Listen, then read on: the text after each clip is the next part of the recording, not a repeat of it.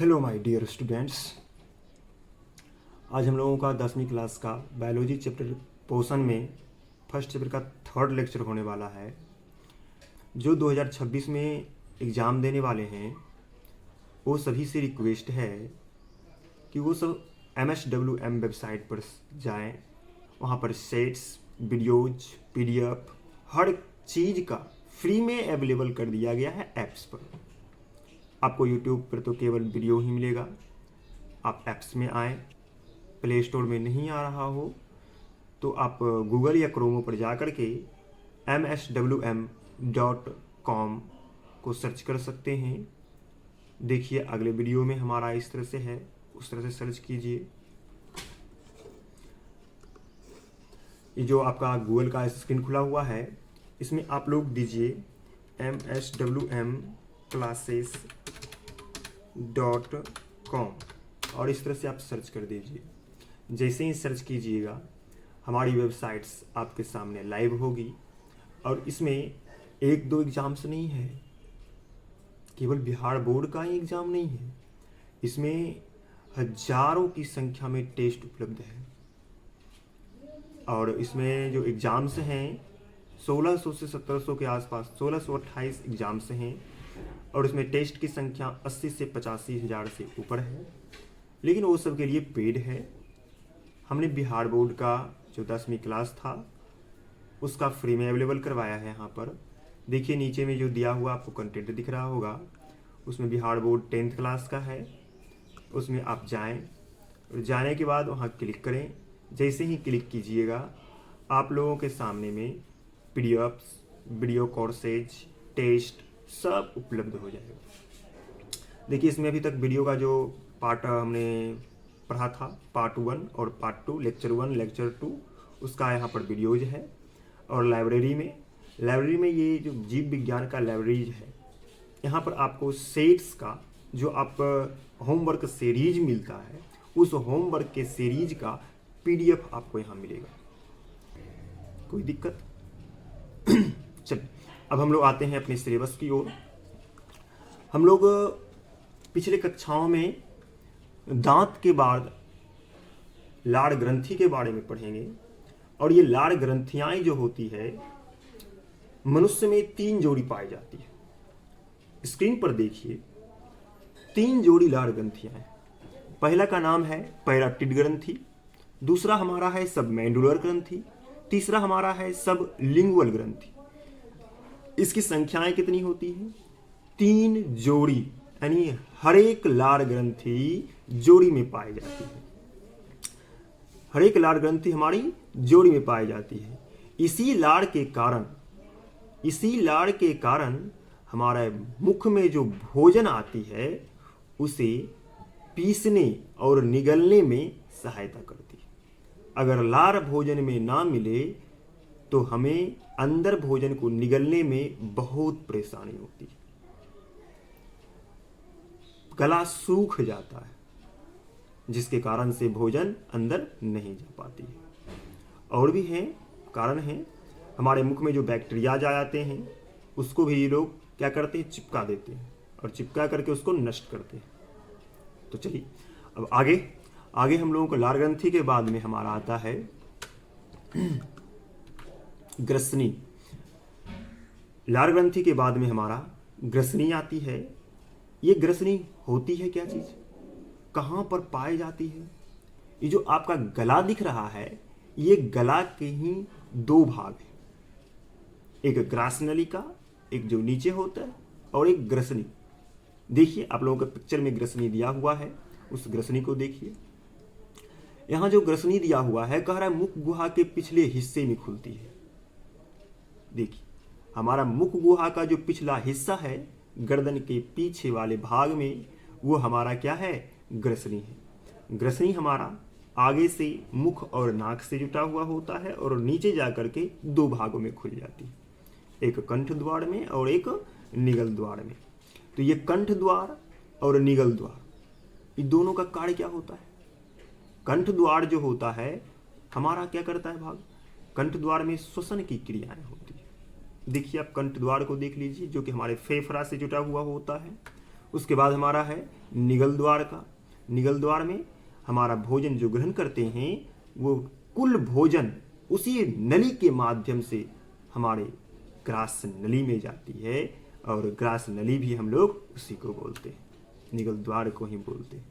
उसके हेड वाले भाग को निगल द्वार बोलते हैं। तो कंठ द्वार जो होता है यह श्वास नली में खुलती है, और निगल द्वार यह ग्रास नली में खुलती है। बताए ना अभी, कंठ द्वार हमारा क्या है? कंठ द्वार हमारा फेफड़े से जुड़ने वाले नली का ऊपरी हिस्सा है, और निगल द्वार ग्रास नली के ऊपरी भाग को जोड़ने वाला जो हिस्सा होता है उसी को हम लोग निगल द्वार, द्वार मतलब एंट्री करने वाला पार्ट, घुसने वाला पार्ट, तो जहां से भोजन इन करती है पाइप में उसी को हम लोग द्वार कहते हैं, यानी निगल द्वार कहते हैं। अब अगले स्क्रीन में हम लोग ग्रास नली के बारे में देखेंगे। देखिए आपके स्क्रीन पर ग्रास नली फ्लैश हो रही है। ये जो ग्रास नली है आप लोगों के सामने ब्लिंकिंग एक ग्रीन कलर की है, ये लंबी पाइप नुमा जो दी हुई है इसी को हम लोग क्या कहते हैं? ग्रास नली कहते हैं। इसी को हम ग्रास नली कहते हैं। और ग्रास नली की जो लंबाई होती है औसतन 25 से 30 सेंटीमीटर की होती है। यहाँ भोजन पहुँचते ही इसकी दीवार में संकुचन होने लगता है, कर्माकुंचन होने लगता है, जिससे भोजन धीरे धीरे अमाशय की ओर सरकते चला जाता है। ये भाई इसमें कर्माकुंचन क्या चीज है? एक नया वर्ड लग रहा होगा आप लोगों को। तो कर्माकुंचन का मतलब होता है पहले फैला हुआ पार्ट है, जैसे ही भोजन उसके अंदर गया उसके नीचे वाला पार्ट फैलेगा और ऊपर वाला भाग सिकुड़ जाएगा, फिर कुछ देर के बाद ऊपर वाला खुलेगा, नीचे वाला सिकुड़ेगा, फिर ऐसे ऐसे होते रहती है। इसी को हम लोग कर्माकुंचन कहते हैं। एक एनिमेशंस के जरिए देखिए कर्माकुंचन है क्या चीज। एक हमारा ग्रास नली का जो थोड़ा द्वार है उसी को बनाया गया ग्रास नली का, और ग्रास नली के ऊपरी हिस्सा में जब कोई भोजन इन करता है तो देखिए पहले वो फैला हुआ भाग होता है, फिर सिकुड़ गया, फिर फैला, फिर सिकुड़ा, फिर फैला, फिर सिकुड़ के कहाँ चला आया है? हमारा नीचे वाले हिस्से में चला आया है। इस नीचे वाले हिस्से तक आने में उसे कई बार फैलना पड़ा, सिकुड़ना पड़ा, फैलना पड़ा, सिकुड़ना पड़ा, फैलना पड़ा, सिकुड़ना पड़ा। तो इसी प्रक्रिया को हम लोग क्या कहते हैं? कर्माकुंचन कहते हैं। इस प्रक्रिया को हम लोग क्या कहते हैं? कर्माकुंचन। तो ग्रास नली में जो भोजन आती है वह कर्माकुंचन के माध्यम से हमारे अमाशय तक पहुंच जाती है। Doubt clear? अब तो कर्माकुंचन में कोई दिक्कत नहीं होगी। हाँ भाई, तो मनुष्यों में ग्रास नली की लंबाई कितनी होती है? तो 25 से 30 मीटर, औसतन 25 से 30 मीटर ऑब्जेक्टिव लंबाई की रहती है। कि हमारे ग्रास नली की लंबाई कितनी है? 25 से 30 मीटर। कोई दिक्कत? आइए आइए हम लोग, अब हमारा भोजन कहाँ पहुँच चुका है? अब अमाशय में आ चुका है। तो अब अमाशय के बारे में हम लोग जानेंगे। तो अमाशय आप लोगों के सामने स्क्रीन पर फ्लैश हो रही होगी, एक चौड़ी थैली नुमा ग्रंथि वाली जो है वही हमारी क्या कहलाती है? अमाशय। इसका आकार ना एक काजू के सेब के जैसा होता है। काजू खाए हैं ना? काजू, कार्डमम इंग्लिश में से बोलते हैं हम लोग। तो वही काजू जो होता है वह हमारा अमाशय के ही भांति होती है। हमारा अमाशय भी उसी के भांति होता है। यह दिखने में एक चौड़ी थैली नुमा संरचना होती है, और यह उदर गुहा के थोड़ी से बाईं ओर में स्थित रहती है। देखिए दायां और बायां है क्या चीज़? तो दायां हम लोगों का होता है जिधर से हम लोग खाते पीते हैं, जिस हाथ से। ऐसे तो कोई बमहत्थी भी होता है तो उसका तो बात अलग है, लेकिन दायां और बायां में जो हम लोग हाथ से लिखते हैं, खाते हैं, उसे हम लोग अक्सर दायां कहते हैं, और दूसरे तरफ वाले भाग को बायां कहते हैं। तो बाईं ओर उदर गुहा के बाईं ओर में हमारा स्थित है, इसे हम लोग क्या कहते हैं? अमाशय कहते हैं। अब अमाशय के जो हमारे भाग हैं वो भी हम लोग देखेंगे। अमाशय हमारा कितने भागों में बटा हुआ है? तो हालांकि अमाशय जो हमारा है 3 भागों में बटा हुआ है। पहला भाग है कार्डिएक। देखिए कार्डिएक कहाँ पर है? हमारा सबसे ऊपरी जोड़ को हम लोग क्या कहते हैं? कार्डिएक। दूसरा में आता है फुंडिक। जो फुंडिक हमारा एक दूसरा हिस्सा है अमाशय के ऊपरी हिस्से, जो कि आप लोगों को ग्रे कलर का दिख रहा होगा, वही हमारा है। सॉरी, ग्रे नहीं, स्काई ग्रे है, तो उसे हम फुंडिक कहते हैं। उसके बाद में है पाइलोरिक। पाइलोरिक सबसे निचले हिस्से को हम लोग क्या कहते हैं, पाइलोरिक कहते हैं। तो अमाशय के कितने भाग हैं हमारे, 3 भाग। अमाशय के कितने भाग, 3 भाग। पहला में कार्डिक, फुंडिक, पाइलोरिक। ऑब्जेक्टिव इसी से रहता है, यहाँ से रहता है कि अमाशय के जो 3 भाग हैं, या अमाशय के कितने भाग हैं, तो अमाशय के 3 भाग हैं। तो अमाशय के तीनों भाग का नाम बताएं। इस तरह से रहेगा कि अमाशय में निम्नलिखित में से कौन से भाग हैं, कार्डिक, फुंडिक, पाइलोरिक, इनमें से सभी। तो क्या टिक मार के आइए, तो इनमें से सभी टिक मार के आना है। तो हमारा जो अमाशय दिया हुआ पार्ट है, उस अमाशय की दीवार जो होती है किस चीज की बनी होती है, तो हमारे अमाशय की जो दीवार है वो हमारा एपिथेलियम ऊतक का बना होता है। आइए स्क्रीन पर देखिए, एपिथेलियम कोशिका का बना होता है। अमाशय में प्रतिदिन 3 लीटर अमाशय में प्रतिदिन 3 लीटर जठर रस निकलती है। जठर रस मतलब पाचक रस, पचाने वाला रस, जो कि भोजन को पचाने में सहायता करता है। भोजन में जो अणु प्रोटीन के हैं, कार्बोहाइड्रेट के हैं, उसे तोड़ने का काम करती है। एक बात और, हमारे अमाशय में करीब 3 घंटे तक का भोजन स्थित होती है।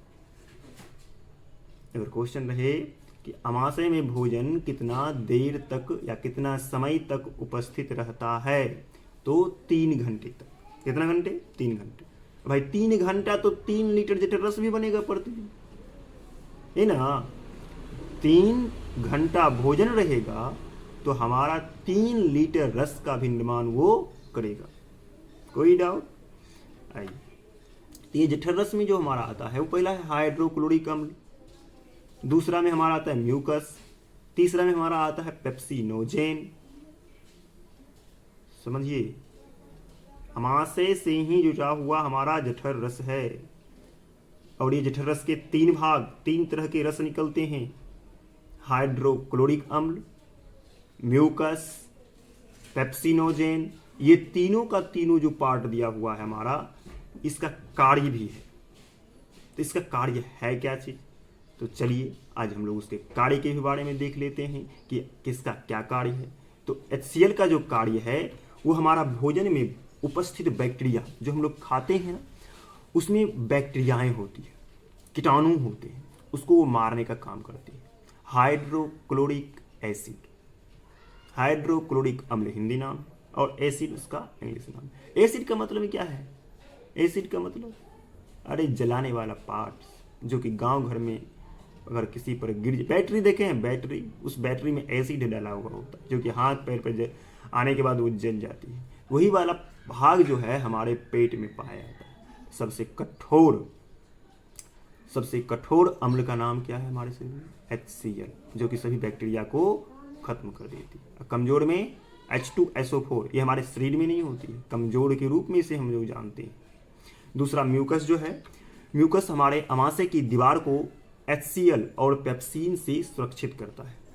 आखिर ये HCl से सुरक्षित करने की बात आती क्यों है, क्योंकि ज़्यादा मात्रा में अगर HCl आ जाए हमारे शरीर में, तो हमारे अमाशय की दीवार को ही वो क्या करती है, पचाने का काम करती है, यानी गलाने का काम करती है, जिसे हम लोग क्या कहते हैं, एक घाव उत्पन्न होता है, जिसे हम लोग अल्सर कहते हैं। कैंसर का दूसरा भाई अल्सर, जो कि पेट दर्द करने लगता है, खाना पचता जल्दी नहीं है। उसके बाद है पेप्सिनोजेन। अब ये पेप्सिनोजेन है क्या चीज, तो पेप्सिनोजेन जो है प्रोटीन को पेप्टोन में बदल देती है, प्रोटीन को पेप्टोन में बदलने का काम करती है।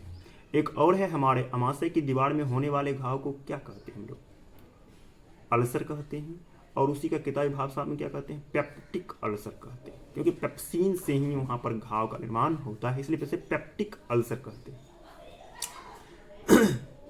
समझ में आ रही कोई बात, कोई दिक्कत यहाँ पर? हमारे जठर रस में कितने प्रकार के रस होते हैं, 3 प्रकार के, हाइड्रोक्लोरिक अम्ल, म्यूकस, पेप्सिनोजेन।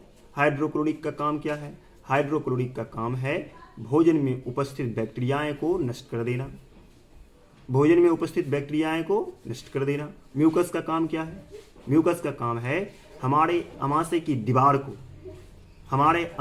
दीवार को बचाना। किससे बचाना, तो HCl और पेप्सिन से बचाना। ये दोनों हार्ड है। अगर हमारे अमाशय की दीवार पर पड़ा रह जाए तो हमारा अमाशय क्या होने लगता है, पचने लगता है, नहीं जलने लगता है, तो उसी को वो रोकती है। उसके बाद हमारा आता है पेप्सिनोजेन। पेप्सिनोजेन का काम क्या है, इसका काम है प्रोटीन को पेप्टीन में बदल देना। क्वेश्चन रहेगा प्रोटीन को पेप्टोन में बदलने का कार्य कौन करती है, तो पेप्सिनोजेन। चलिए आगे हम लोग चलेंगे हम अपने छोटी आंत की तरफ। हाँ, मनुष्य के सबसे बड़ी ग्रंथि के बाद जो आती है आहार नाल में, वो हमारा छोटी आंत ही है। यही है हमारा सबसे बड़ा भाग, सबसे बड़ा भाग मनुष्यों का सबसे बड़ा भाग। यानी त्वचा तो एक अंग है, लेकिन पाचन में अगर जाया जाए तो मानव के पाचन तंत्र में सबसे बड़ी भाग को क्या कहते हैं हम लोग, छोटी आंत कहते हैं, क्योंकि ये लंबाई में अधिक होती है। सभी भागों से करीब 6 से 8 मीटर तक की होती है।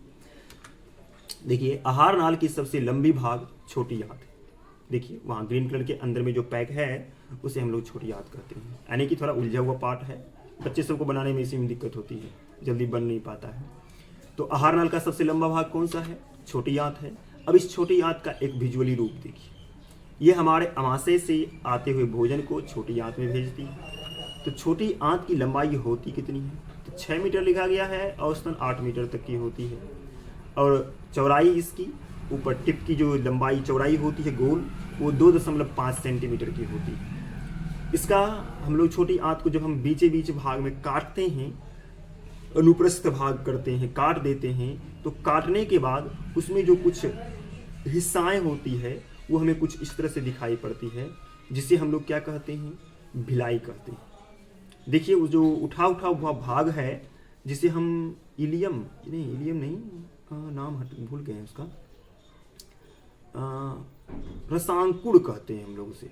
जो आपको उठा हुआ भाग गोल गोल टाइप से है ना, देखिए उसका स्क्रीन पर है, एक फ्लैश किए हैं, उसे हम एक भिलाई के नाम से जानते हैं या फिर रसांकुड़ के भी नाम से जानते हैं। तो ये रसांकुड़ का कार्य क्या होता है, ये रसांकुड़ का कार्य होता है भोजन में उपस्थित रस को चूसना, भोजन में उपस्थित रस को चूसना, और पूरे प्रोटीन को जब चूस लेती है तो फिर वो आगे की ओर भेजती है। देखिए दिया हुआ है, यह भोजन के देखिए दिया हुआ है, यह भोजन के पोषक तत्व का अवशोषण करती है। अवशोषण का मतलब अपने अंदर वो इन करती है, लेती है। अब आते हैं हम लोग छोटी आंत के थोड़ा सा विश्लेषण वाले भाग। तो छोटी आंत के विश्लेषण जब हम लोग करेंगे तो छोटी आंत को 3 हिस्सों में हमने बांटा है। कितने हिस्सों में बांटा हुआ है, 3 हिस्सों में। पहला का नाम है ग्रहणी, दूसरा का नाम जेजुनम, तीसरा का नाम इलियम। ग्रहणी, jejunum, ilium. फिर से छोटी आंत को कितने हिस्से में बांटा गया है, 3 हिस्से, ग्रहणी, जेजुनम, इलियम। ग्रहणी देखिए हमारा सबसे ऊपरी भाग है जो कि अमाशय से जुटा हुआ भाग होता है। उसके बाद आता है जेजुनम जो कि बीच का हिस्सा होता है। उसके बाद आता है हमारा इलियम जो कि सबसे नीचे वाला भाग, जो कि ग्रंथि में जुटा हुआ होता है, छोटी बड़ी आंत से जाकर के जुटने वाली होती है, उसे हम इलियम कहते हैं। तो सबसे लंबा भाग अगर पूछा जाए तो इलियम। छोटी आंत के सबसे लंबे भाग को क्या कहते हैं, इलियम। भोजन का रस का, भोजन के प्रोटीन का अवशोषण कहाँ होती है, तो छोटी आंत में। छोटी आंत का भाग कितना है, तो 3 भाग है, ग्रहणी, जेजुनम, इलियम। समझ में आए, आगे चलें। चलिए अब आते हैं हम लोग बड़ी आंत में। ये बड़ी आंत जो होती है दिखने में ये बड़ी होती है, लंबाई में बड़ी नहीं होती, मोटी थाड़ी, थोड़ी मोटी, छोटी लंबाई जो होती ना छोटी वाली, उससे थोड़ी सी मोटी होती है, इसलिए इसका नाम पड़ा है बड़ी आंत। लेकिन लंबाई में बहुत छोटी है। देखिए स्क्रीन पर आएगा, कहता है बड़ी आंत में जो होता है वो हमारा भोजन का स्वांगीकरण करता है। क्या करता है, स्वांगीकरण, अवशोषण, भोजन का अवशोषण करता है। वो भोजन का अवशोषण का मतलब भोजन को सोख लेता है। भोजन और पानी जो होता है छोटी आंत से मिल करके बड़ी आंत में आती है। वहां पर पानी अलग और भोजन अलग, इस दोनों को अलग कर देते हैं। पानी को सोख करके उसे अलग करती है, इसीलिए हम इसे क्या कहते हैं, पानी और भोजन के अलग करने वाला फिल्टर, यानी कि स्वांगीकरण। देखिए यहाँ दिया हुआ, भोजन को पानी को अवशोषित करके बचे हुए अपशिष्ट को मलाशय में भेज देती है। बहुत बढ़िया। जितने भी अपशिष्ट होते हैं उसे कहाँ भेजा जाता है? मलाशय में। हमारे अमाशय के जो अमाशय कहते हैं, हमारे बड़ी आंत के जो हिस्से होते हैं वो कोलन जो है, वो कोलन में वहाँ स्वांगीकरण होने के बाद वो हमारा मलाशय का, देखिए नीचे वाला भाग है ना, नीचे वाले भाग मलाशय में जाकर के वो उपस्थित हो जाता है। पूर्ण रूप से जब अपशिष्ट उपस्थित हो जाती है तो यहाँ पर हमें क्या होता है, हमारा ऊपर का जो हिस्सा होता है मूत्राशय वाला, उसमें वो पानी जाकर के जमा हो जाता है और अपशिष्ट हमारा मलाशय में। थोड़े इसका डीपली पार्ट है, थोड़ा सा इसको डिटेल से जानेंगे। चलिए डिटेल से आएंगे, देखेंगे इसमें क्या क्या चीज़ कहाँ पर कौन सी उपस्थित है, क्योंकि इसमें ही हमारा कुछ ऐसा भी पार्ट जुटा हुआ है जो कि 1-2 क्वेश्चन ऑब्जेक्टिव में आया था पिछली बार। ये जो पूंछ की तरह निकला हुआ भाग है वो हमारा अपेंडिक्स है। इसी के कारण हमारा भोजन में जो तेल, मिर्च, मसाला आती है उसको छांक करके बचे हुए भाग को अवशोषण करके अलग करने का काम करती है। बड़ी आंत जो होती है, बड़ी आंत की एक उंगली नुमा संरचना जिसे हम अपेंडिक्स कहते हैं।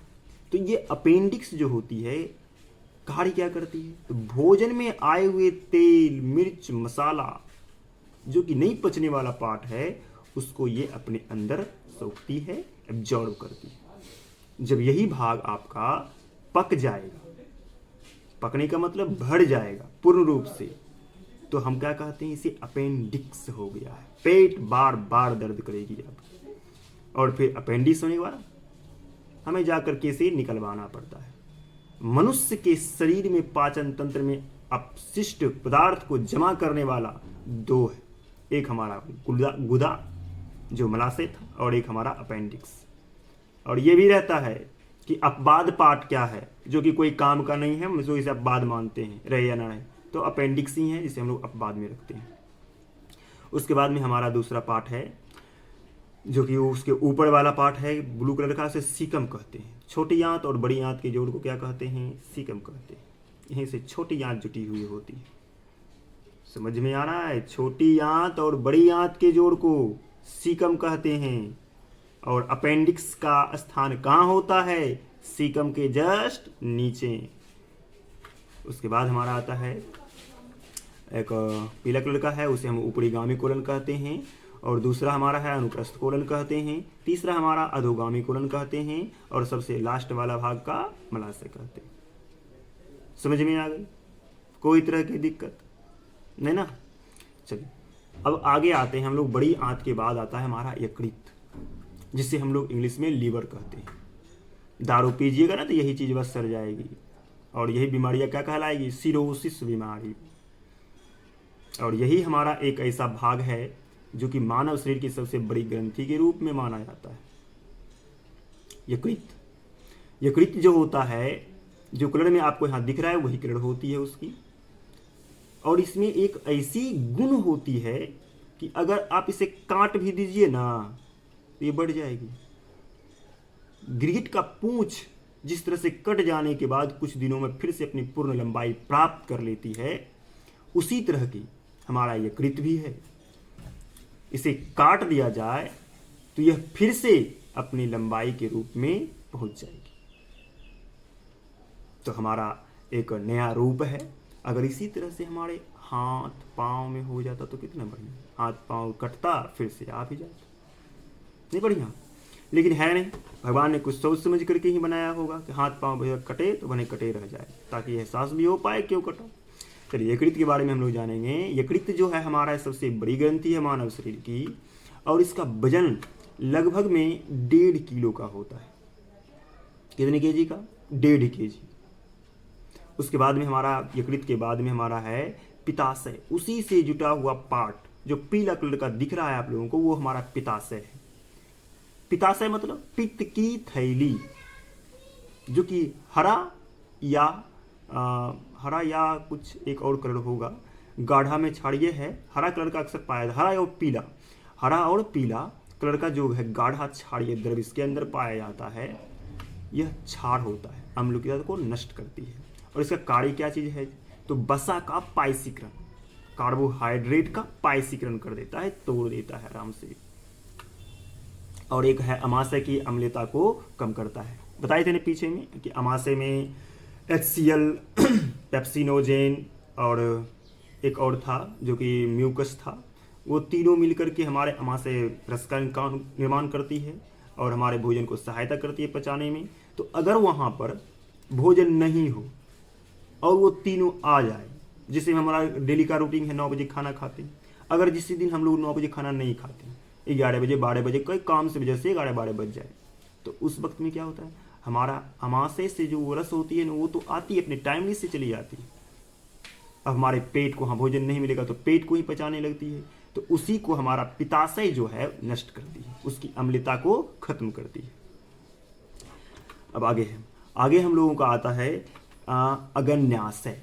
अगन्याशय जो होती है अमाशय के ठीक नीचे, जो आपको एक ब्लिंकिंग हो रही होगी, उस ब्लिंकिंग के ठीक नीचे पीले कलर की ग्रंथि होती है।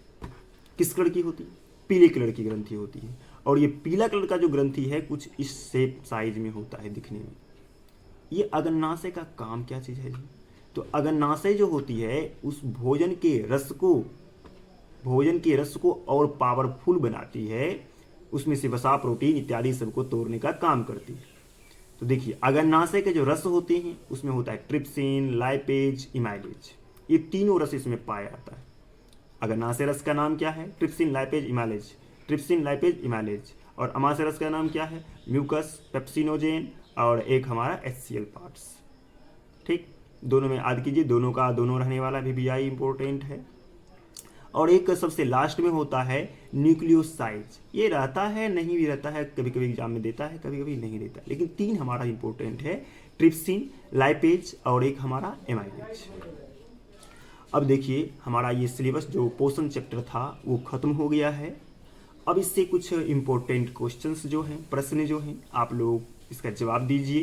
क्या पढ़े हैं? ये हल्का टाइप से क्वेश्चंस है, महत्वपूर्ण क्वेश्चन है। क्या वैसे पौधे जो पोषण के लिए सड़ी गली चीज़ों पर निर्भर हो क्या कहलाती है?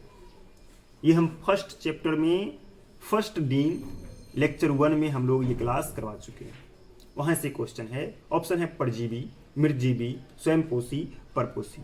चलिए हम लोग आपको टाइम देते हैं और इस टाइम में आप लोग डील कीजिए फटाफट से।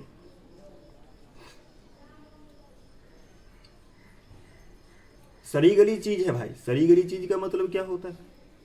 चलिए नहीं पता है, चलिए मार दीजिए। जो दिए हैं बहुत बढ़िया की बात है, जो नहीं दिए हैं देख समझिए। सड़ी गली चीज पर जो निर्भर होता है उसे हम मृतजीवी कहते हैं।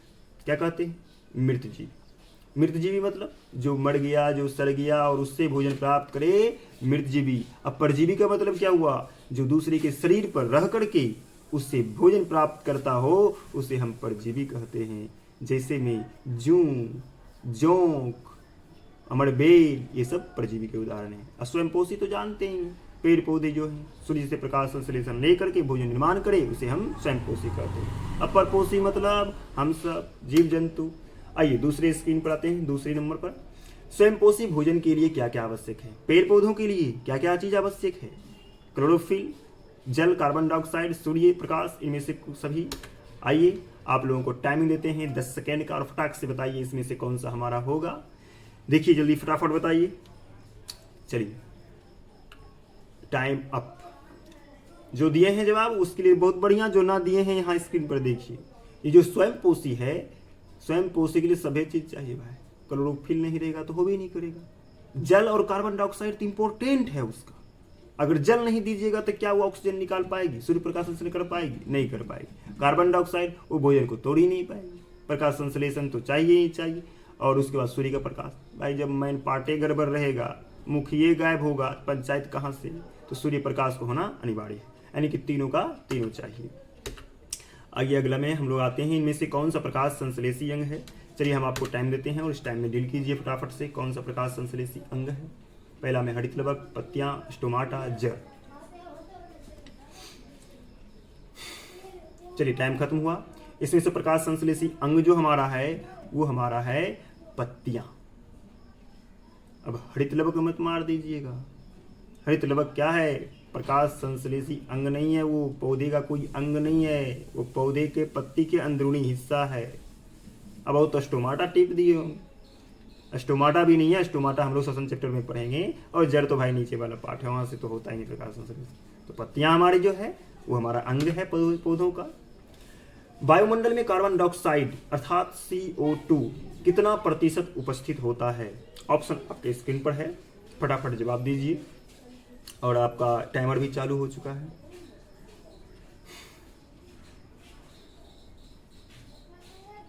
चलिए बहुत बढ़िया, आपका टाइम अप हुआ है। हमारा जो कार्बन डाइऑक्साइड है 0.003% हमारे वायुमंडल में उपस्थित है, और नाइट्रोजन हमारा 78% उपस्थित है। चलिए आगे हम लोग चलते हैं अगले स्क्रीन में। प्रकाश संश्लेषण प्रक्रम में क्या नहीं होता है? जो भी हो आप ऑप्शन में मारिए फटाफट से, टाइम आपका डाल दिया गया।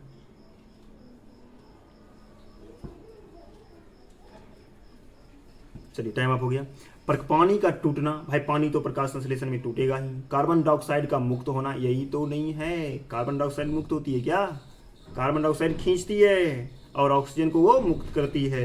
ये वाला पार्ट हमारा गलत है, तो यहाँ पर हम लोग देंगे बी नंबर। 6 नंबर में आते हैं, इनमें से किसके द्वारा अमीबा भोजन का अंतर्ग्रहण करती है? अंतर्ग्रहण मतलब अपने अंदर इन करती है। ऑप्शन है आपके स्क्रीन पर, टाइमर भी हमने चालू कर दिया है, फटाफट से 10 सेकेंड बताइए।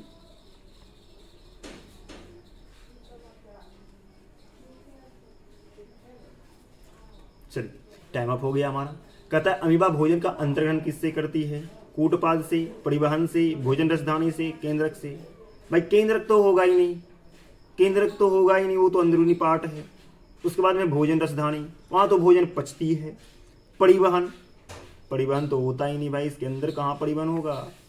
सबसे पहला नंबर कूटपाद, यानी जिससे वो चलती है उसी से वो भोजन भी अंतर्ग्रहण करती है। कोई दिक्कत? आइए अगले में हम लोग आएंगे, इनमें से किसके द्वारा ग्रास नली ग्रसनी से जुड़ा हुआ होता है? अभी जस्ट पीछे हम बताए हैं कि ग्रसनी का 2 हिस्सा, एक कंठ द्वार और एक निगल द्वार। और कंठ द्वार जो हमारा होता है वो फेफड़ा से जुड़ा हुआ होता है, श्वास लेते हैं। और एक होता है हमारा निगल द्वार, जो कि ग्रास नली से होते हुए हमारे अमाशय तक के भोजन को पहुंचाती है। बताइए फटाक से, टाइमर हमने चालू कर दिया है।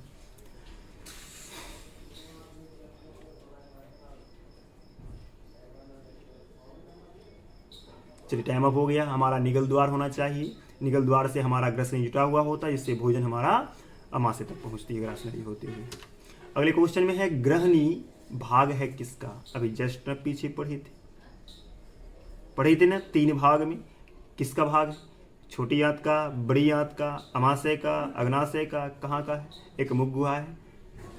छोटी आंत के कितने भाग? 3 भाग, ग्रहणी, जेजुनम, इलियम। ग्रहणी, जेजुनम, इलियम, बताइए कौन सा होगा? आपका टाइमर हमने चालू कर दिया है।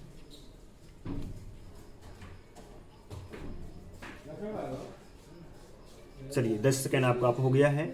ग्रहणी जो है हमारा है छोटी आंत का सबसे भाग, जो कि ग्रहणी, जेजुनम, इलियम होता है, जो ऊपरी वाला हिस्सा होता है। आप लोगों का क्वेश्चन इतना ही है, खत्म हो गया है। आप लोग जितना ज़्यादा हो सके इतना प्रैक्टिस कीजिए इसमें। इस चैप्टर में आपका होमवर्क रह गया है, सेट 3 जा करके आप मारें। सेट 1, सेट 2, सेट 3, ये तीनों आप कंप्लीट कर सकते हैं। आज ऐप्स पर इसका PDF भी डाल दिया जाएगा इस चैप्टर का।